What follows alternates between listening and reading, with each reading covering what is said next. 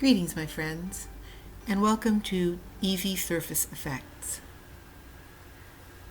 Today we're going to talk about stamping, and we're going to make a few things using rubber stamps and texture sheets.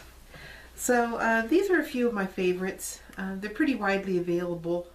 These are made for making soap molds, and so they're over in the soap department. And the rest of these are just over in the rubber stamping department. Except for this one. This is my Christy Friesen stamp. Christy Friesen is my favorite artist, and so I always follow what she makes. And what I really think is brilliant about this is that it's got duplicate designs facing opposite directions. And you know and I know that when you make earrings, especially that are textured, they need to face each other or both face outward, but they can't both face one way. So I like this texture sheet. It's called Swirlies, and I'll give you a link to it on Christy Friesen's website because I think that was a brilliant idea she had. Also, I use Christy Friesen powders. These are called Surface Effects, FX. I'll give you a link to that too. The reason I'm recommending these is mostly these kind of powders come in great big jars, and that's really neat. I mean, there's a value there certainly. But then you've got this huge jar of one color or the other, and that wasn't working for me because I wanted to have a bigger variety.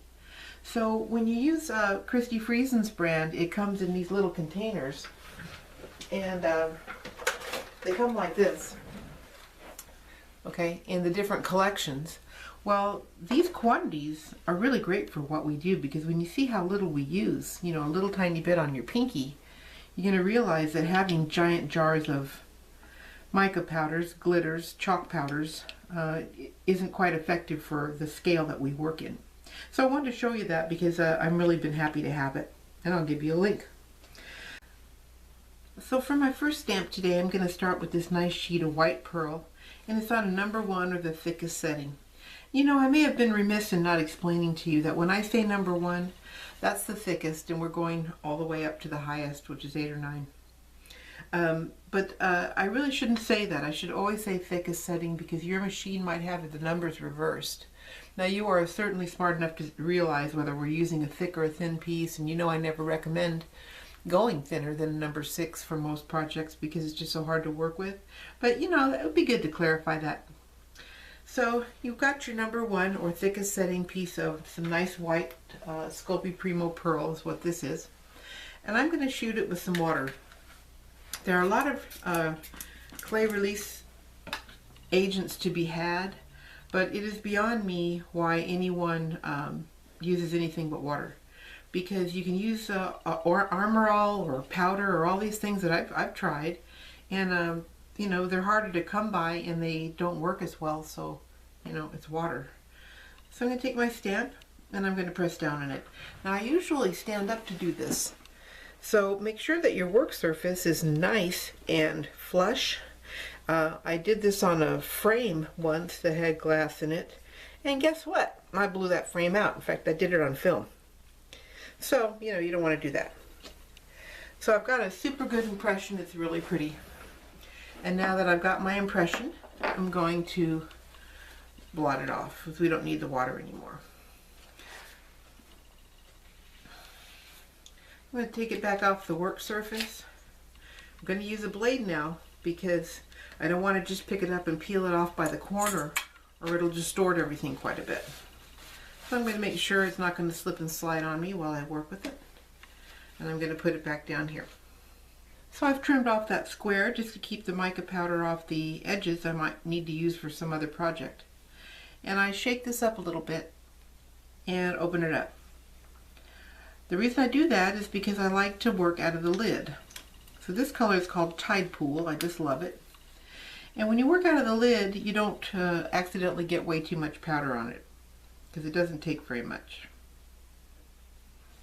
So I'm going all the way to the edge, so I have lots of choices on how I want to cut it and how I want to use it.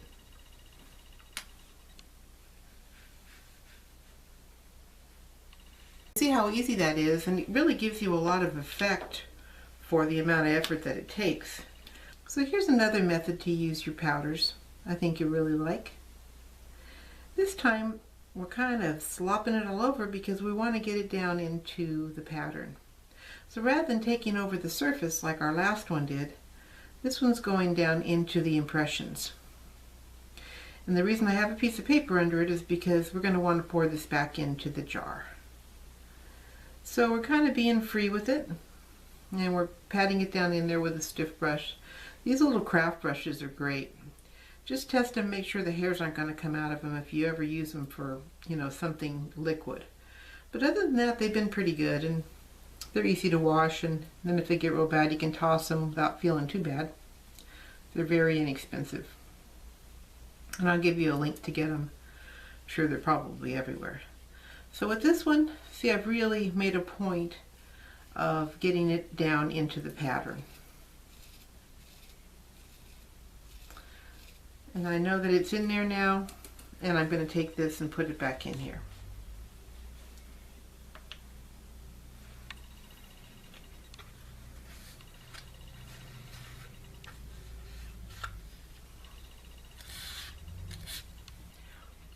So when you've got most of it off, just take a piece of that really sticky packing tape that kind of makes you want to go, you know, kill yourself if you lose the end of it, you know, that kind of packing tape. And mash it on there pretty well. Speaking of losing the end of it, I know, honestly. It's okay. We got it. And pull it off. Now you can do this as many times as you want to, just depending on how much of the black or the undercoat that you want to show. It's kind of neat. I mean, even that thing's really pretty. I wish I could find a use for it, right? So the more you stick your tape over it, you can use several pieces, or you can stop, you know, whatever. You can see that it gets more and more of the gold off of there. So that's a really fun technique, and it gives you a really like, how did she do it kind of look. So you say, well, oh great, Pan, you know, I've got these two pretty things, you know, what good are they going to do if I can't make something out of them? So let's make something out of them. We're going to take this one first, right here. Make sure it's round enough. You know, through the process of handling these things, sometimes they kind of get a little bit more narrow or wider. So just make sure it's fairly round, pretty much the way that you want it, if we're going to use it round, which we are. And let's take a cutter to it. I'm going to line this up really well, making sure I've got the most of my design that I can. This one's got that little ring around it. It really makes it easy to cut, I think. I'm going to make sure that it's the same all around my design. And I'm going to push down and cut. Take this part off. So that's cool. Now I've got this thing. So I'm going to pick it up. And I'm going to put it on a mold. Now there's a lot of things you can do with these.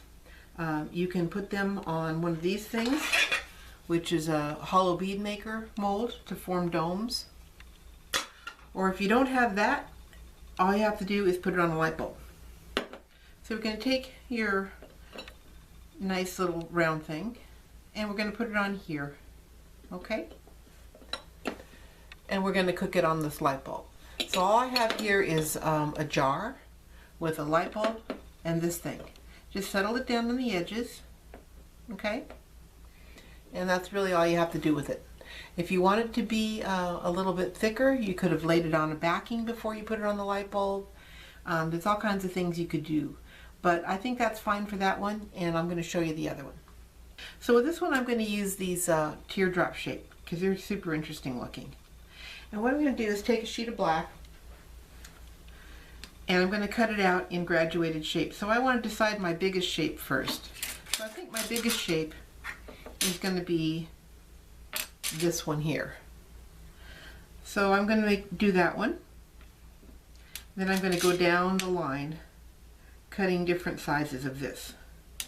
Because that's going to raise it up in the middle, you know, kind of like we did with the light bulb, but using a different method. So I'm going to take these and stack them up.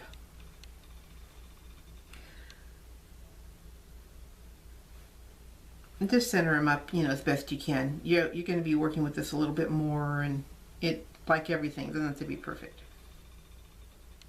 Okay.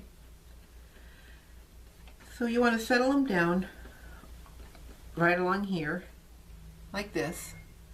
And now you have a nice cabochon shape, you know, a nice high spot in the center. but it's not hollow like the first one that we made. So those are different uses, different days. You know, earrings you want to almost always make with the hollow method because you're going for lightness, right? But with something like this, you know, you may want it to be heavier. So now I'm going to cut out my design and put the biggest one over here so it'll fit. So I want to pick a spot in it. Do I want it perfectly symmetrical? Do I want it off a little bit? I don't know. I think I like it like this. So I'll make my cut here. Set this aside. Now I'll take my pretty piece and we're going to put it over this. And we know it's going to fit. We don't have to water it up 100 times and take it apart and put it back together and do all that stuff. So I've pierced a hole in this black one and I'm going to cure it for an hour at 275 degrees and hang it with a little ring. This one I also poked a hole in, just found a nice centery place in the top. And I want to show you a little trick I like to do with something that's made on a dome like this.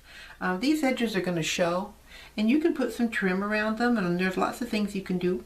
But this one looks pretty just as it is, and so what I'm going to do is go around the edges here with my mica powder.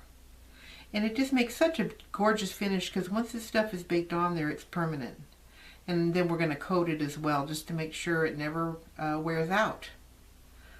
So I'm going to go around the edge right along the very bottom of it with my powder and make sure it has a nice matching edge on it. So I've got a little bit left on my fingers and I can go over this again if I want it to be vivid. You know, obviously maybe you want it to be subtle, maybe you want it to be shabby chic with some of it kind of rubbed off. It's just super fun to experiment with. I think you'll really enjoy it. But you always have that option once it's placed on a nice firm surface that you're going to leave it on. You've got the option to perfect it, and it's well worth doing. So in the next segment, we'll do some more stamping, do some more texturizing, and I've got some really cool stuff in store for you. See you then.